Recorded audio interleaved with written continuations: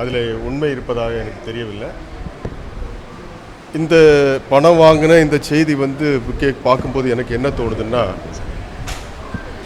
என்னமோ என் மேலே ஏதோ பழி வேணும்னே பழி செய்யணும், பழி போடணும்னு சொல்லிட்டு ஏதோ யாரோ அதுக்கு பின்புலமாக இருந்து வேலை செய்கிறதா எனக்கு தோணுது.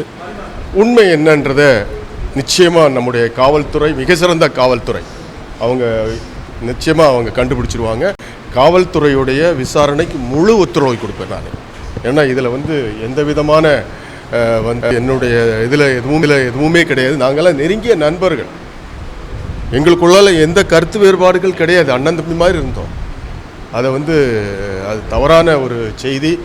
என்னுடைய நண்பர் கூட இப்போ ஃபோன் பண்ணி ஏதோ டிவியில் ரூபி மனோகரன் 70 லட்சம் ரூபாய் வாங்கினதா சொன்னாங்க. இதெல்லாம் உண்மைக்கு புறம்பான செய்தி. அதை விசாரிப்பாங்க. காவல்துறை என்ன விசாரணைக்கும் நான் ஒத்துழைப்பேன். அதுக்காக நான் நிஜமாகவே ரொம்ப வருத்தமாக இருக்குங்க. இப்படி ஒரு மாவட்ட தலைவரை நான் இங்கே இழந்தது மீண்டும் மீண்டும் சொல்கிறேன். எனக்காக பாடுபட்டவர் KPK ஜெயக்குமார்.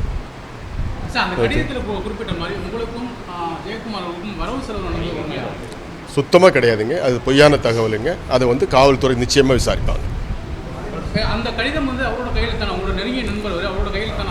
இல்லை, அந்த கையெழுத்து எனக்கு அவர் தான் இல்லையான்றது அது காவல்துறை தான் கண்டுபிடிக்கணும். என்னால் அதை உறுதியாக சொல்ல முடியல. நிச்சயமாக கிடையாது.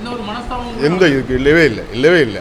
அரசியலில் ஒன்றுக்கு ஒன்று எல்லா கட்சியிலையும் எல்லாருக்கும் இருக்கிற சின்ன சின்ன உள்ளுக்குள்ள மனசாபம் இருக்குது. ஆனால் நாங்கள் அண்ணன் தம்பி மாதிரி தான் பழகிட்டு இருந்தோமே தவிர எங்களுக்குள்ள அந்த மாதிரி இந்த கடுமையான அந்த இதுவெல்லாம் கிடையாது. நாங்கள் நண்பர்களாக தான் இருந்தோம், கடைசி வரைக்கும் நண்பர்களாக இருந்தோம்.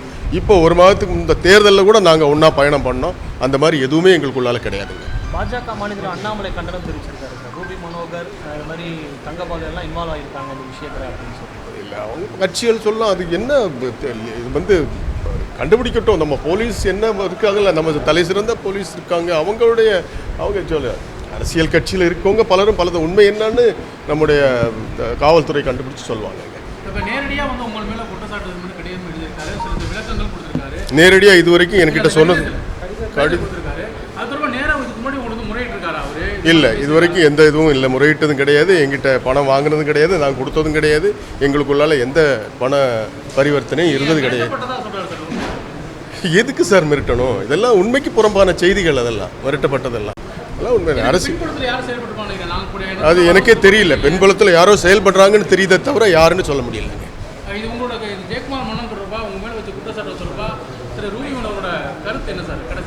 இது ஒரு அபாண்டமான என் மேலே பழி சுமத்துறதா நான் பார்க்குறேன். யாருங்க? யாரோ ஒருத்தர் 2 பேர் எனக்கு வேண்டாதவங்க இருக்கலாம், அவங்க சுமத்தலாம். எனக்கு யாருன்னு சொல்ல தெரியல.